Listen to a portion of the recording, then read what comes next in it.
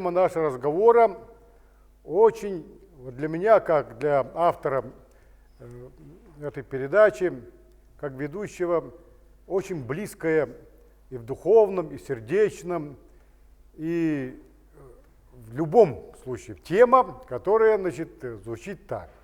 20-летие журнала «Илинь».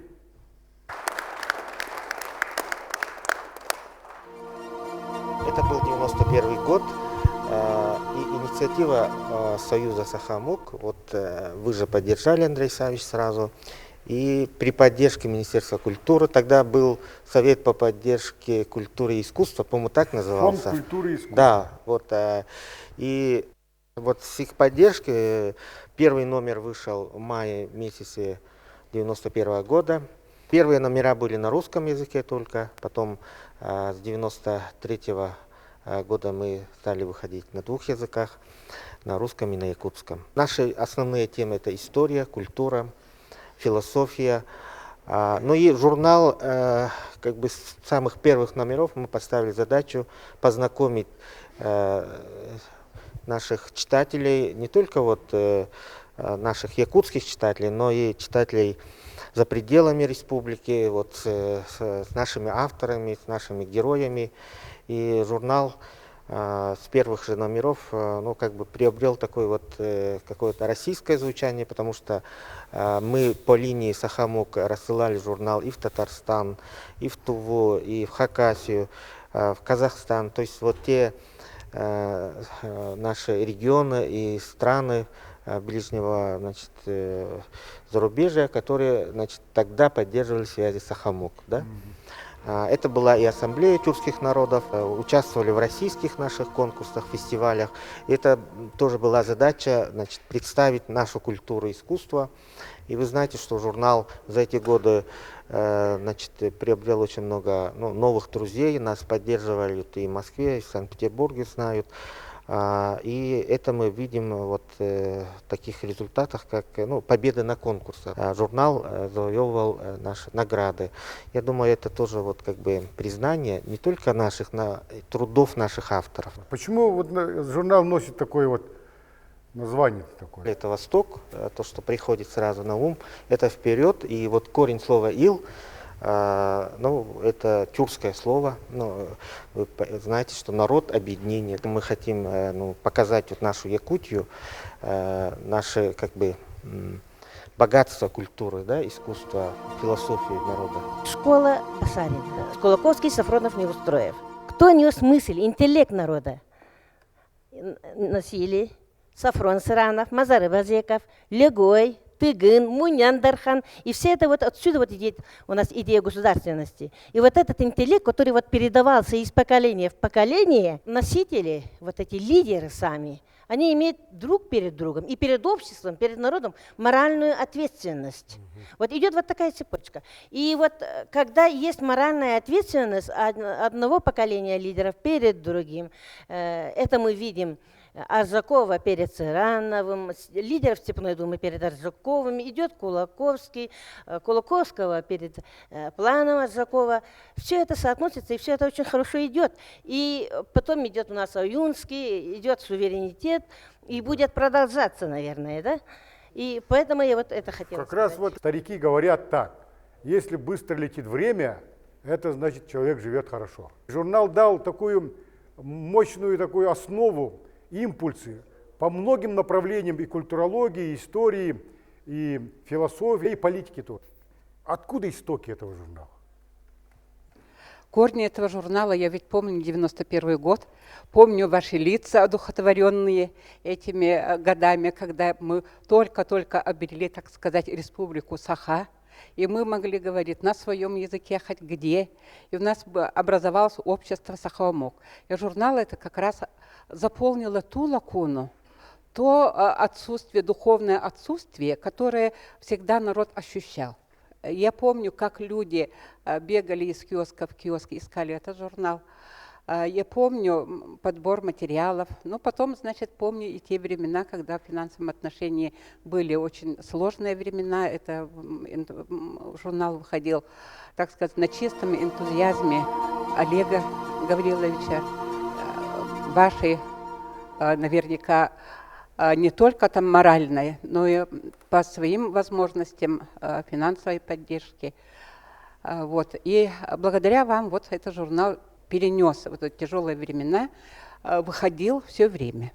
Была конференция по Арсентию Мординову, и там философы со всей России, собравшись, вынесли резюме такое якутскому народу, что идентификация до сих пор у якутов коммунистическая. И у меня тогда возникла мысль, вот бы они прочли журнал наш «Илин», вот тогда бы они поняли, что у нас идентификация не коммунистическая. Может быть, у старшего поколения, ну действительно, может быть, они то поколение они прошли, но выросло целое поколение, воспитанное журналом «Илин». Это 20 лет. Ребенку в 91 году родившемуся 20 лет. Он с этим журналом вырос. И читая этот журнал, будучи вместе с ним, идентифицировать себя с коммунистическими идеями, идеями тоталитарными, это вообще невозможно. И журнал этот восполняет, знаете, вот до сих пор у нас учебники выходят с очень большими искажениями истории якутов, его духовных чаяний, да? А журнал «Илин» как раз восполняет вот это вот то, что нивелируется, то, что замалчивается в журналах, или там до сих пор белые называются бандитами, повстанцы наши, да, наши отцы, наши деды, вот до сих пор они бандиты. А в журнале «Илин», насколько возможно, устраняется вот эта вот диспропорция идеологическая.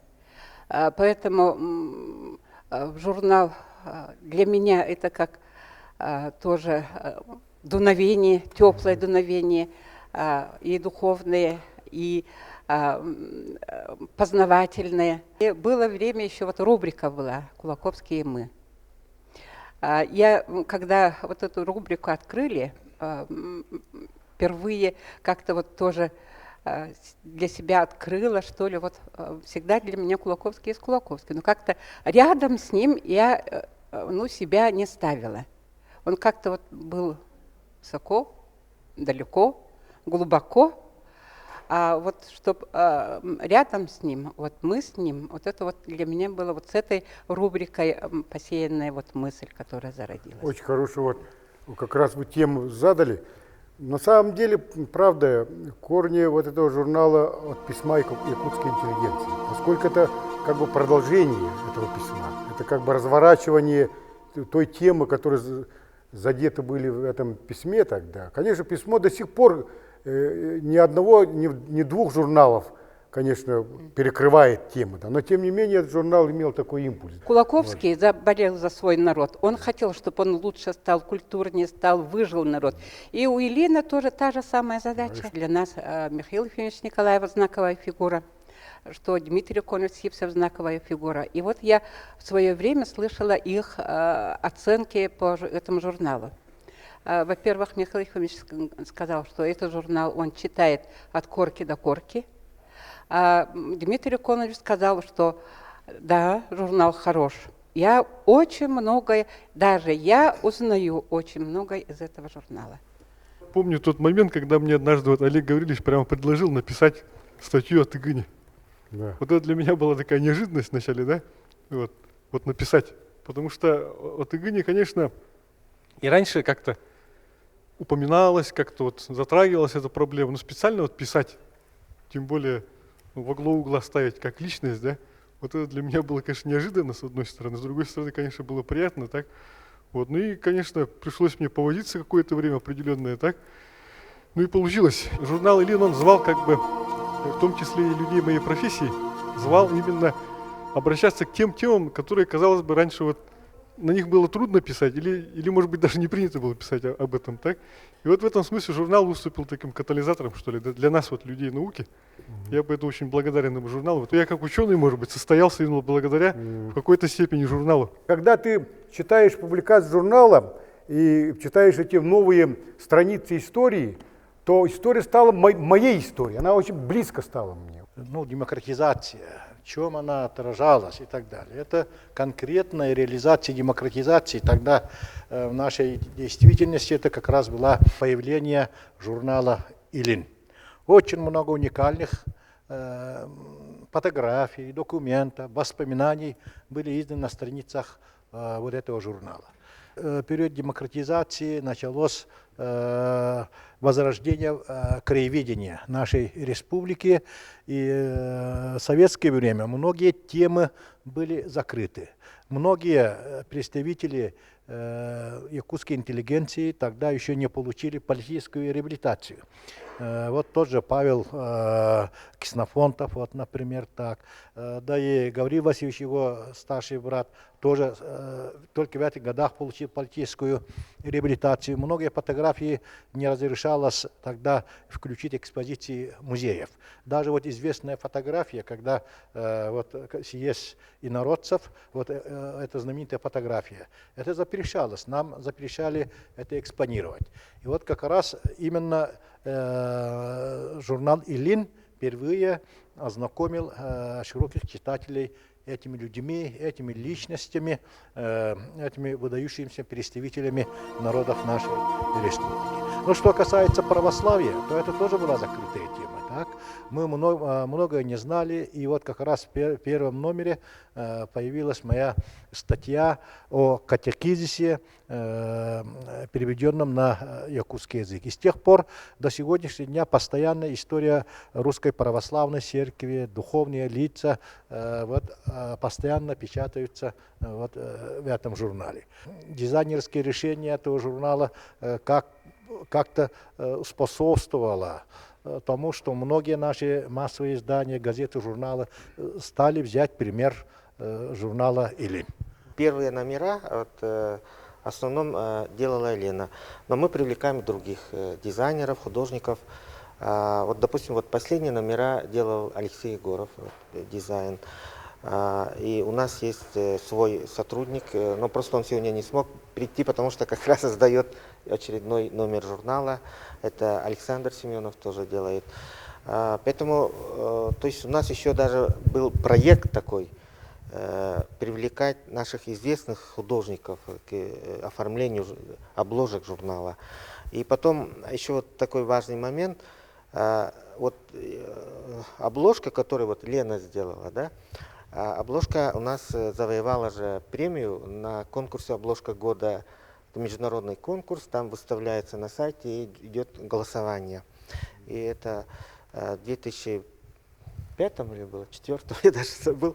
Это наша обложка завоевала первое место среди из регионов России. Это вот единственный журнал, наш журнал, и такую же премию получал журнал «Казань». «Илин» — первый журнал, который был сделан на компьютере. То есть верстка, набор — это первое издание, которое вышло в таком исполнении. И я помню, как первый номер мы печатали в типографии. Там Михалчук, это Вера Петровна Изведова, ну, многие, может быть, знаете их. Вот они на нашем журнале отрабатывали офсетную печать. Слово «правда», вот есть же слово «правда», прозвучало вот на страницах этого журнала, вот по 3 основным темам. А раньше мы вот привыкли, что якутские купцы, это же скупердяи, эксплуататоры, ну, короче, кровопийцы, да. И, оказывается, они жили, любили, за народ страдали и работали за свой народ. Во-вторых, вот мы в советское время мы привыкли, что повстанчество — это одни бандиты там. Ну, грабители, бандиты, а сейчас так не скажешь, они временами даже образ национального героя превращают. И мы новое узнали вот со страницы этого журнала, это якутская эмиграция. Оказывается, у нас тоже есть такие знаковые люди, которые жили за границей, которых мы должны помнить и гордиться ими. Например, Маня Таула, а раньше мы сказали, чуть ли не японский там агент или типа такого мы обычно изучали же, да? Оказывается, люди там жили и за свою Якутию тоже думали, страдали. Вот благодаря журналу «Илин» вот мы об этом новое слово узнали. В преддверии таких юбилейных значимых мероприятий для Улуса, как 20-летие возвращения исконного имени Хангалас, мы готовимся сейчас к 125-летию Гаврила Васильевича Ксенофонтова. Может, не оставляем надежду, что с газетой «Илин» мы договоримся, и все-таки нам удастся подготовить и на суд читателя вынести очень интересный номер, где бы мы раскрыли бы всю составляющую интересную историю нашего улуса. Почти все авторы постепенно становятся его друзьями. Это, видимо, такое уникальное свойство этого коллектива. Я не знаю, это или талант редактора, менеджмента, или какая-то вот эстетическая, интеллектуальная аура этого издания. Почти все, кто здесь публиковался, будь это историки, филологи, географы, культурологи, почему-то остаются в орбите притяжения этого издания, как-то прикипают к этому журналу особой трепетной любовью, вниманием. И эта любовь, она, мне кажется, имеет под собой такую основу. Я очень горжусь тем, что несколько раз вот публиковалась в этом журнале, потому что это действительно уникальное издание тем.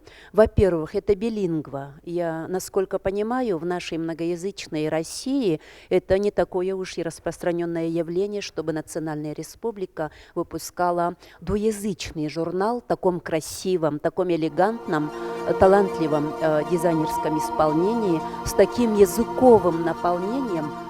Мы же все понимаем, что культура, скажем, вот печатного слова, к сожалению, во многих изданиях очень упала последние годы.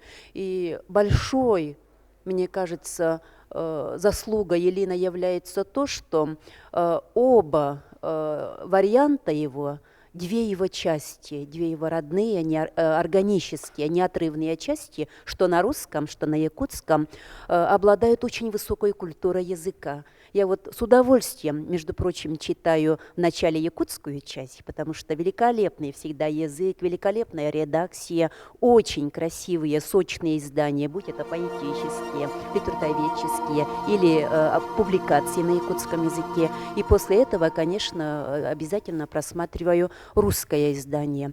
И второе. Мне кажется, здесь вот прозвучало то, что журнал читают в России, во многих его регионах, и об этом, по-моему, вот Афанасий Васильевич сказал с большой гордостью.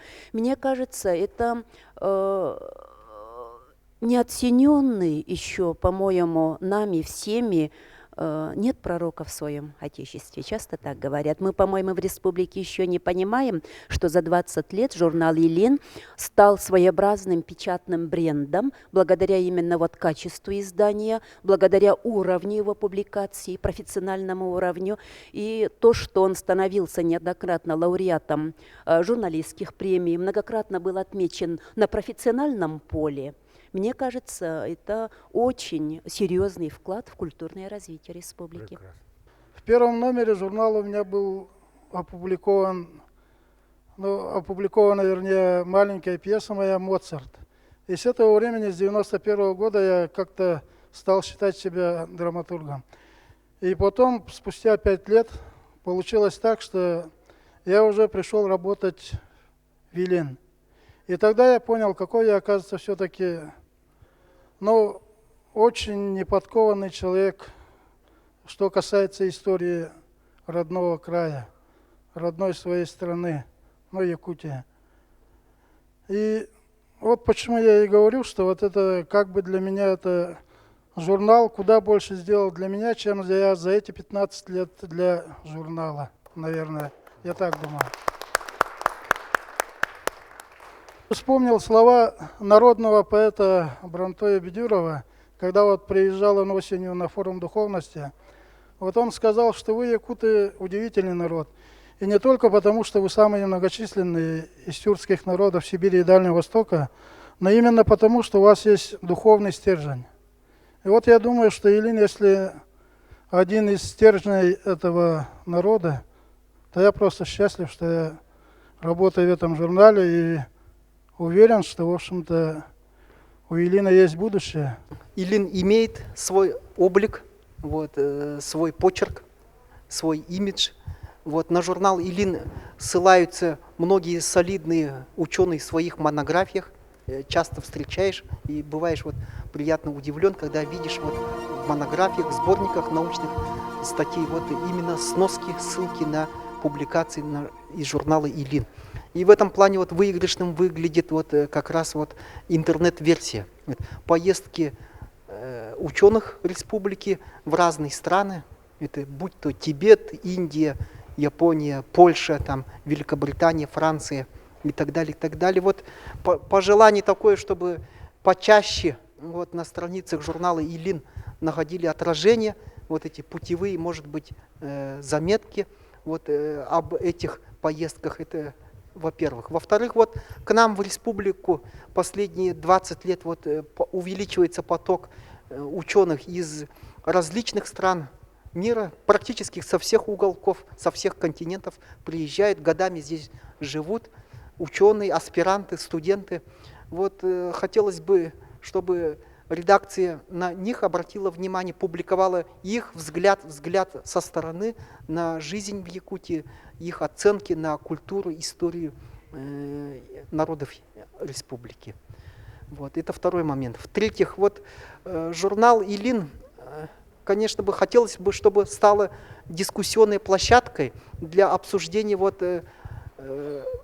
таких вот сложных исторических проблем, будь то это этногенез народа Саха, вот, чтобы там обсуждались проблемы происхождения якутского народа, будь то тюркское происхождение, монгольское, самодийское, вот, будь то это личности, например, Максим Амосов, Платон Аюнский. Много интересных людей живет в нашей республике, и тут, конечно, есть широкий простор для дальнейших вот, публикаций, фотографий из семейных архивов.